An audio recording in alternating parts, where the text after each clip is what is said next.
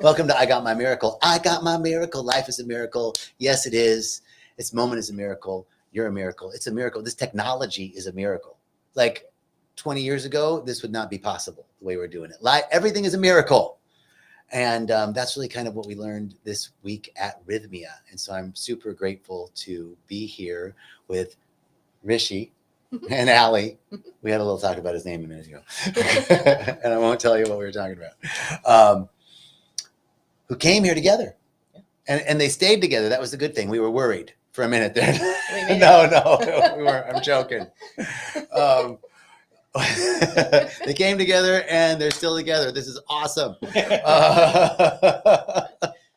And you both had such a powerful week that I thought, each week I get to that I'm here teaching The Answer Is You, because on other weeks I do other things, but when I get to teach The Answer Is You, I also get to do this Facebook Live, Instagram Live. Hi everybody, thanks for coming in. So I picked these guys. These fine souls. There was no one else. There were so many miracles this week. There were so many miracles. But we connected in such a beautiful way. And I thought both of you had a powerful story to share. And it has been a minute since we had a couple on. I thought you'd be a good, to talk about what it's like to be here as a couple. Sure. So without further ado, tell me a little bit. Let's start with Allie. Allie, what do you do in life and where are you from? Okay. I am we're from LA, but I'm originally from New York. I right now am a prospective graduate student in psychology, but I was in hospitality for a really long time. So very originally in New York, now LA, both places hospitality. So very fast paced, moving life. Didn't have a lot of time to slow down and do things for me.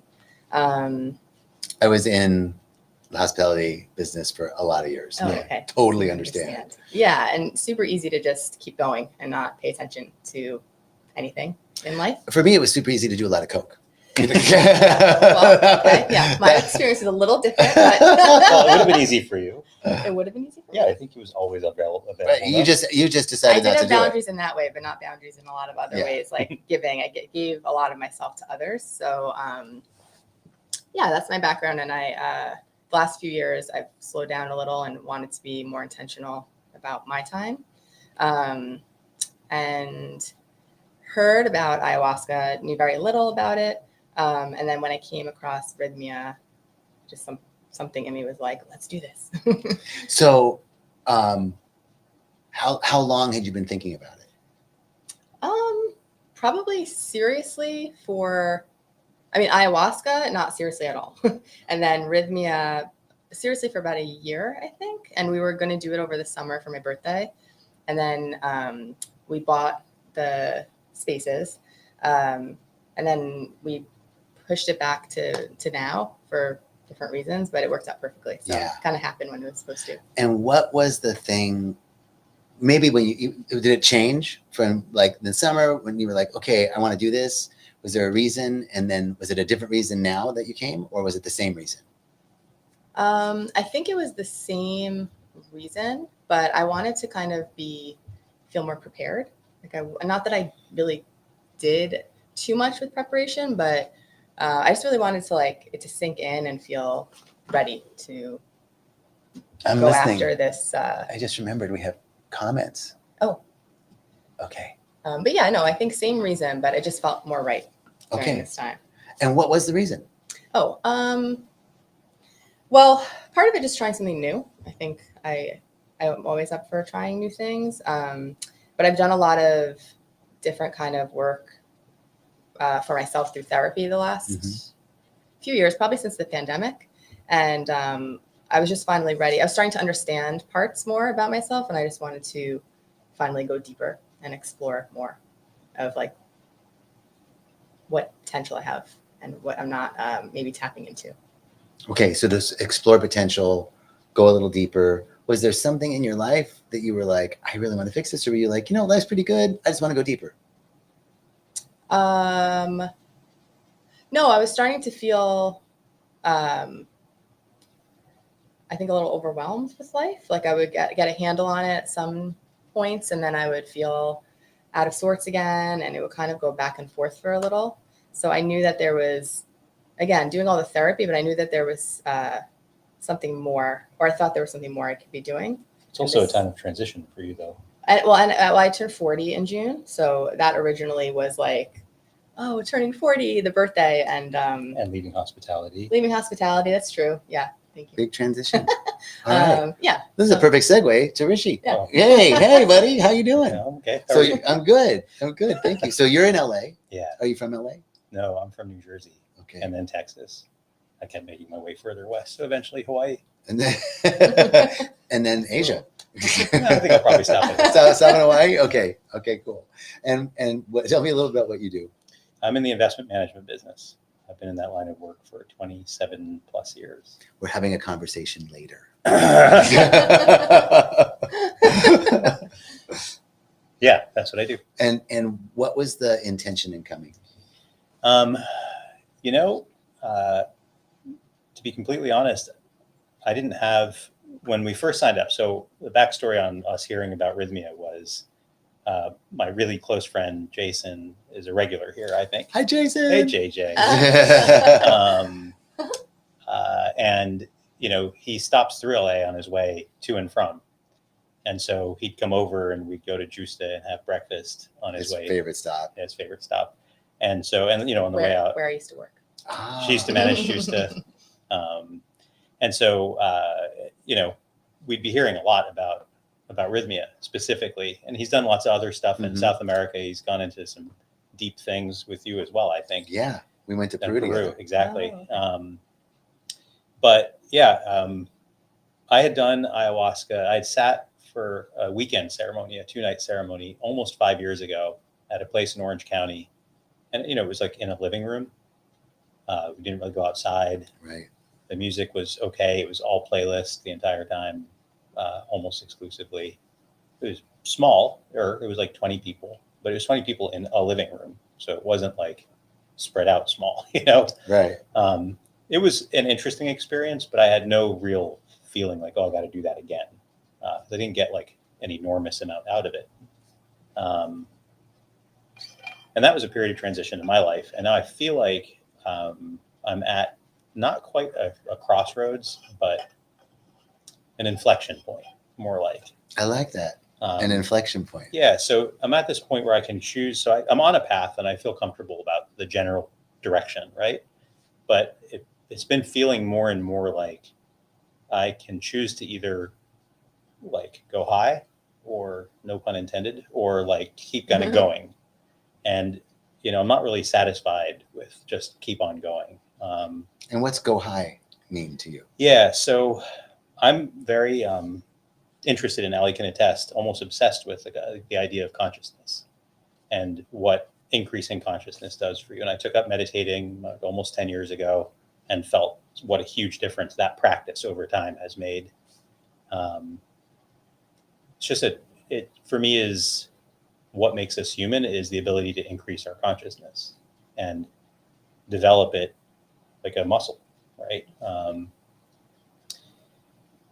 And so I've done lots of other things along the lines of meditation and a lot of thinking and all that, but I'm very much in my head. And in therapy, Anybody relate to that? in therapy in particular in the last couple months, and these are therapists who didn't know I was coming to an ayahuasca retreat. So it's just a lot of serendipity in the last couple of months that I didn't know was going to happen. And had we come in the summer, would not have happened. Right. I wasn't even Perfect seeing timing. this therapist or the energy worker that I'm also seeing. And it's been like a lot of deep work about like not shying away from what I think is possible in terms of raising my consciousness and being like a whole human again, instead of just being in my head always. I want to, the metaphysician in me is like, I was like the whole time you're talking. So I'm very interruptible. So if anytime. no, because I was loving what you were saying within this idea, right? That we can somehow increase our consciousness. Yeah. Right. And on one side, there is the idea that spirit is expansive, God is expansive, ultimately consciousness is always expanding for more of itself. And yet, at the same point, spirit is eternal, the same yesterday, today, tomorrow. It has no need of evolution. That's right. Has no need of expansion. It's everything all at once, everywhere, all the time, right? So then for us, like in all honesty, the mind of human beings 200,000 years ago is our same mind. Yeah. Right? We Not have a lot changed. everything we needed to conceive of the computer and flight and space travel, right? So is it that we're expanding our consciousness, or is it that we are releasing limitations? Yeah, I think it's expanding access to consciousness, it's like tapping into it. For me, it's becoming less, not more, actually, right? Fair. You know, like how do we stripping away the covers, the barriers of confusion that we create? And isn't that really what happened this week? Yeah, figuratively and literally. Okay, so I just had to take that little short metaphysical derivation. I think a very important thing. Words matter, you know. And that we really are everything already. We really are perfect, whole, and complete already. And it's hard for someone to say that. Yeah, but there's so much I want to improve about myself. But the myth of self-improvement is that there's something wrong. And one of the things, you know, that we are enough. We talked a lot about that this week. I'm enough already. And how do I become more of what I already am? Yeah. By becoming less of what I'm not. Yeah. Yeah, it's a beautiful thought, actually. I've not heard it said that way until you said it in class. I gotta write that shit down. That's a good one. Yeah, no, because if you think about it, like imagine a banana. The part of the banana that we're interested in is like the inside, right? The banana doesn't need to be any more banana than it is. But if you bite into the peel, it's not like sweet and delicious. Right. It's like probably pretty gross. I've not tried it, but I'm assuming it's pretty yucky. I heard you could smoke them though. I'm joking. In college, I heard that in college. You would. But really, you know, but to your point, you peel away the peel, and now suddenly you've got banana was always in there, right? It's just you got to peel away the shit that's not the. Oh, am I allowed to say that? Yes. Oh, we cuss a lot here. It's all right. I also cuss a lot. Okay, cool. Yeah. So so yeah, you just got to peel away the shit that's not the banana. Beautiful. Okay, so what was it? So you guys came here for kind of an expansion of consciousness, kind of going a little bit deeper. But what you shared in our closing group today was way more than that. Can I ask you? Do you mind sharing like what you shared, or whatever you want to share? What was the thing that you're leaving with? Whatever you want to share that you're leaving with.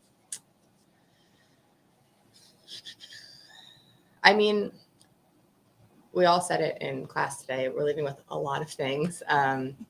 This was one of the more incredible experiences I've ever had. I'm leaving with me.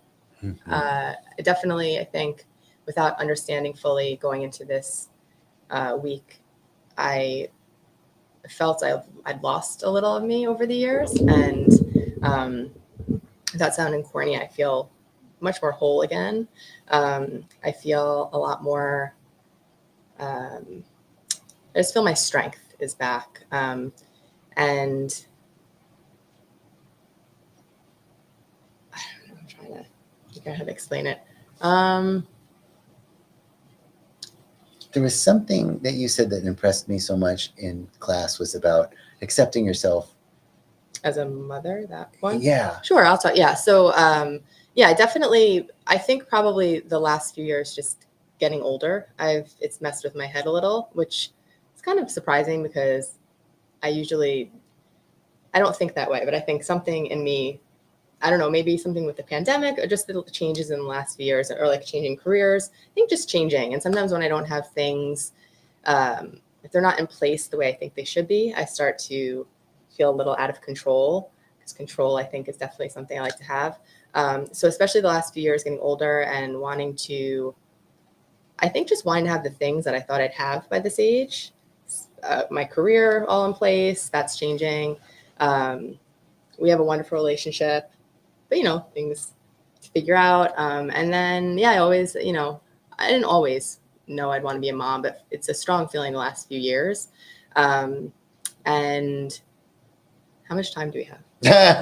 No, I'm serious. 'Cause I have two parts here. You know, we, Couple minutes. yeah. Okay. There were two things I really put, like the I biggest just am things. checking to make sure that the sound's working. The Okay. biggest things I pulled away were when I was 19, I had cancer. And I think that that's something that over time I just started to not close off from people, but shut down with myself a little bit over the years when things would happen, and I would just push through. So one of the evenings I went back to being 19 when I found out I first had cancer, and I was able to feel and be there again and acknowledge myself and my feelings, and not just put everything else and everyone else first in front of me. Okay, I want to stop you right there. Yeah. That is huge, right? And that was something that you weren't, like, you dealt with that, right? It's something like, oh, I'm already done with that. Yeah, I moved on. I looked at it, and I always said, even in therapy all the time, there's different things that happened to me in life. And I was always like, cancer, though, it came at a time when I really needed a break in life, and I became strong out of it. I always looked at it like this just super positive thing, which it is in many ways, but I never gave myself, I just repressed all the hard parts of it and didn't give myself credit and to allow myself to feel. I washed it away. In 3 years of being together, this is the first time I've heard her process her cancer that way. Wow. Like anything like that. It's always been this very positive spin, which Ali is a very, very positive person. Yeah. And there's nothing wrong with that. No, nothing. No, but it holds me back because I wasn't really being authentic with myself. So I find that translated to so many parts in my life where I just wasn't fully allowing myself, like I wasn't validating myself a lot of times. So that was one part that was huge for me. And I just want to say, like, what's so like touching to me, and I think important, and I think will be important for people listening, is not that there's anything wrong. There was nothing wrong with you, right? No. Right? And something came up that you were completely unaware of, Mhm. that it was affecting other parts of your life, and you have a new insight around it, and we're able to connect with that part of yourself and process something. That's the magic of this medicine. Yeah, it was, yeah. Like something unexpected, Totally unexpected. And it's funny because in a way that was a miracle, like it was part of it, but it was also just like a really important memory for me to have to understand. Like I think those came up a lot too, like miracles, but also just moments that were really meaningful. We say the medicine will heal you, but in its priority, not yours. Mm-hmm. And you were like, Yes, okay, I've got this totally. over here. And she's like, Totally. no, we gotta, I want you to look at this first. And that's going to heal so many other things. Yeah. Right? And I understood that by the end, because to wrap up the rest quickly, today in my closing speech, I expressed that I've wanted to be a mom for the last few years. And because of cancer and chemo, my fertility is not great, a lot less of it there than maybe others at 40. So, it's not something that is that easy to come naturally. But during one of the sessions or ceremonies, I saw my inner child, and I spoke to one of the shamans, and they helped me understand that. I specifically asked for the shaman because she is a woman, and I wanted that female energy, and I told her I wanted the mothering energy from her, or maternal energy. And she told me, like, you have it in you. You are a mom, and you just need to mother your inner child. Like, it's already there. And even in the moment, I felt it, but as you always explain it, the process keeps going. It wasn't until in the closing workshop today that it came to me, and I was like, yeah, I am already a mother, and I want to work with that a little instead of just always thinking in the future and getting stressed that I don't have this or that, like such as being a mom. I have it right now. So, and I don't know, people watching, if you do inner child work yet or understand it, but I was able to finally be in touch with my inner child, and that little girl is so special, and she deserves a lot of care right now. There's so much there. I mean, and especially in terms of manifestation. Yeah. Like, we have to feel that we already have it. To feel complete around it, that we're not coming from a state of lack, we're coming from a state of fullness. Mm-hmm. And so you being able to have the concept of I already am a mother and work with my inner child, not like somehow bypassing, but actually feel the feeling, tone, and vibrational frequency of mother. Because the truth is, consciousness precedes form. Mhm. You know, consciousness. In the Right. beginning, there was the Word, and the Word became flesh, and the Word, or the Word was God, and the Word became flesh. E equals MC squared. Energy equals matter. Energy moves to matter. Right. That consciousness precedes form. So the blessing is already there. Mhm. You know, I think that's so profound what you said, and Yeah. it really clicked for me the way you said it. Thank you. You're welcome. Thank The you. last. Oh yeah. Well, the breathwork ceremony that we had was so amazing because Yeah. I don't think you weren't there, right? Mm-mm. Yeah. You know, my father passed away a few years after I had cancer, so there were like a few things in a row that was tough. But in 16 years, I have not been able to connect with him. I'm just not.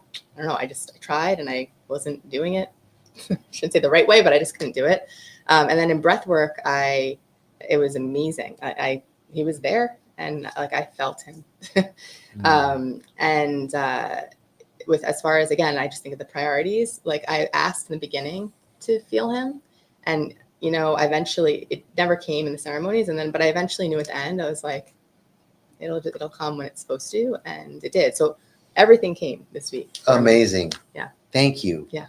And that's one of the things about Rythmia, right? Is we have, it's not just the ayahuasca, it's the breath work, it's the classes, it's the colonics, it's the sauna. The and program is. Yeah. I'm sorry to interrupt you, but the Yeah, program please. is amazing. I just because especially my background managing restaurants mostly, I'm pretty like control. How would you OCD about program? Picky. We'll Yes. say picky. Standards are high. And my standards are really high, and my favorite part, I'm just so impressed by the programming, like so impressed by it. Even like the order of things, it's really really impressive. Yeah, like, you guys that was an A+. talk about how intentional, down to minutia, the programming is, and lots of people might say that. We're both fairly critical people. And, Maybe not anymore. I love it. But we can still be very he was just impressed. criticizing you. But we're both pretty impressed with like everything. Every person guiding the classes, all the shamans, the musicians, the pacing, Everything. the order of things, the amount of support you're given to understand what you're dealing with and going through, the accessibility of really incredible people like you. Mm-hmm. Yeah. Makes all the difference. And not just the accessibility, like there's so much love and joy in doing this work that radiates from you guys. It's very supportive. Thank you. I'm so glad that you said that, so that people can hear what your experience was around the program, right? That it's not just coming to drink some ayahuasca. No, it's an important part, obviously, but it's like a fraction of the time. You're spending much more time doing other stuff, like sitting in a class or doing breath work or movement or meditation or yoga, or communing with everyone else who's here. And the program is extremely well-rounded. Mm-hmm. Yeah. Beautiful, beautiful. So, brother, thank you. And tell me, what was it for you that was unexpected, or what's your peak experience? I mean, it's hard to pick, to be honest. The third ceremony of the 4 was, I shared after, and I'm not a big sharer in class and settings like that. But I felt like I should share because it was maybe the best night of my life.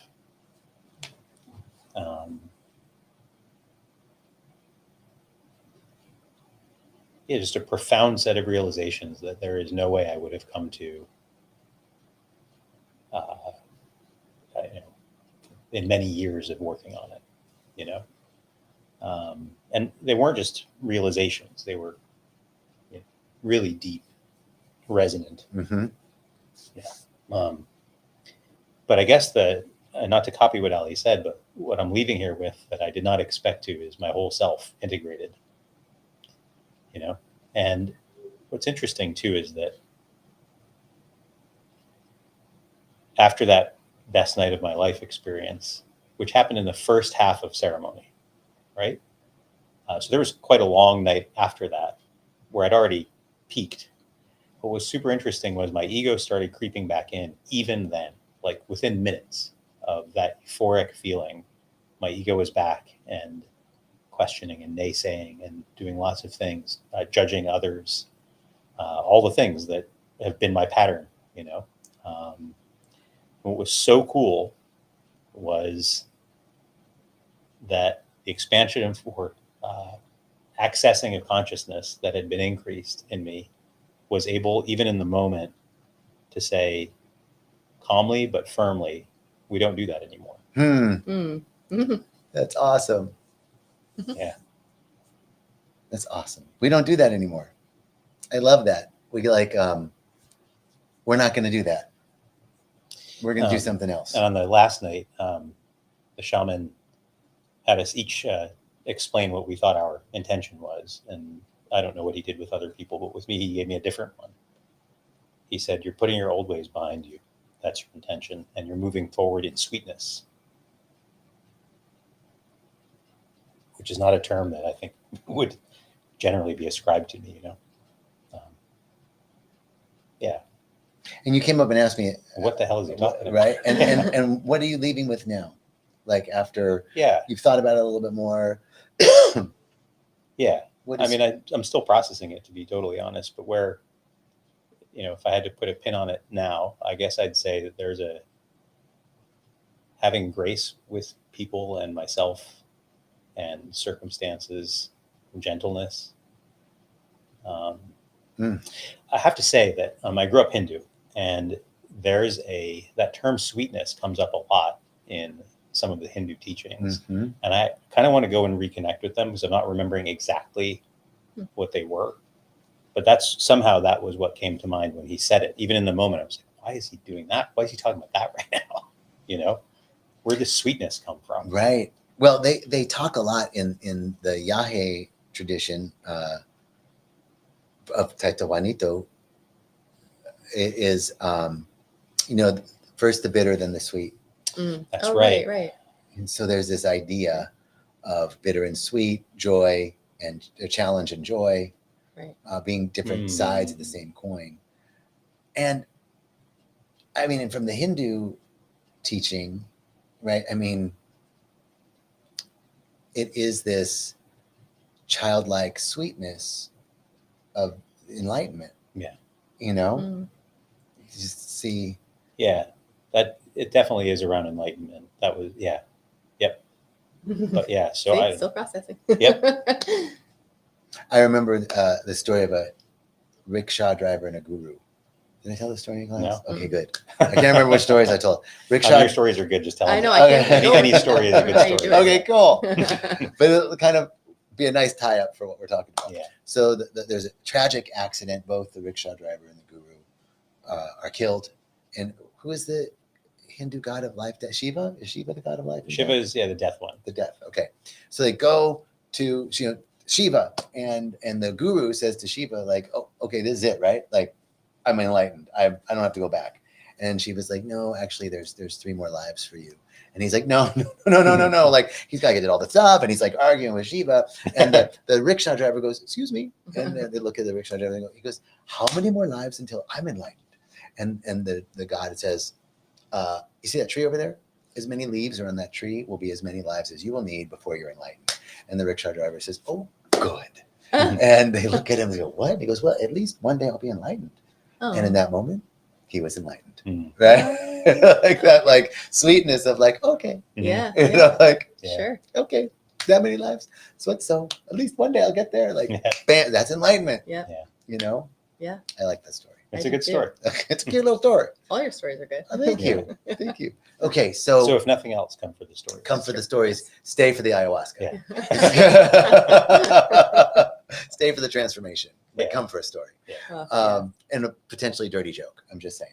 Also, really, really good music. And really good music. Really good music. It's like a concert. Okay, anything else you want to gin up? What's coming up from like highlights, favorite things?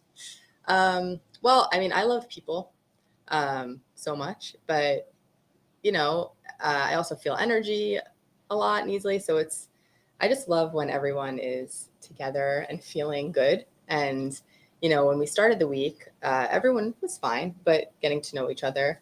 And it was just, I think also for others who like people and just being around others, it's a nice amount of time to really get to know the group you're with. And it filled my heart also just to see everyone else moving through the week and all the miracles they got to. And so that also was just like hearing everyone shares was a favorite part of mine also. So that was just really nice. You guys were here in a full week. Yeah. And a lot of times people go, oh, I don't know. I don't want to be there in a full week. I don't think. And statistically, more people receive miracles in a full week because there's this energy. Yeah, you were the saying energy exactly was that. great. Exactly what you were saying, Mm-hmm. right? The energy is great. You're hearing so many more people, and you're also attending to each other in a really powerful way. Like the group, so I actually really like.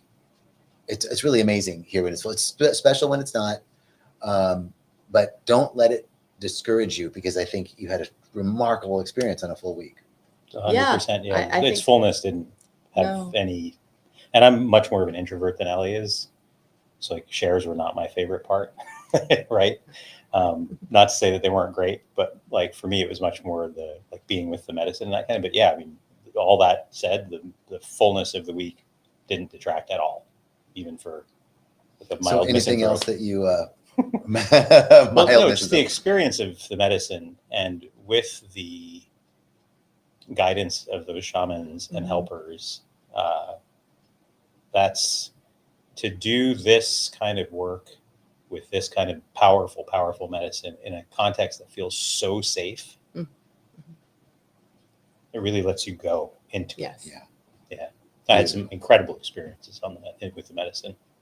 Beautiful. Just Beautiful. Everyone who works here is amazing. So it's a whole bunch of saints. You feel very safe and supported.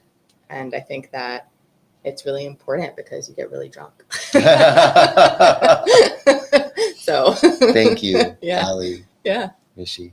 Thank you. Thank you so much. Thank you. Yeah, it was an honor. It was Real so pleasure. great. Yeah. Thank you all so much for watching. For those of you on Instagram or on Facebook and YouTube, there's a number at the bottom of the screen.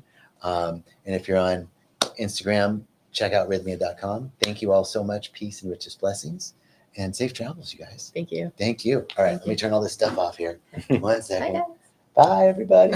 I always look kind of really bad angle when I'm here. Can't figure out how to turn it off. What's going on? Okay, we'll just go up here. Turn that off. And why isn't this? Where's the off button? End stream right here. There we go.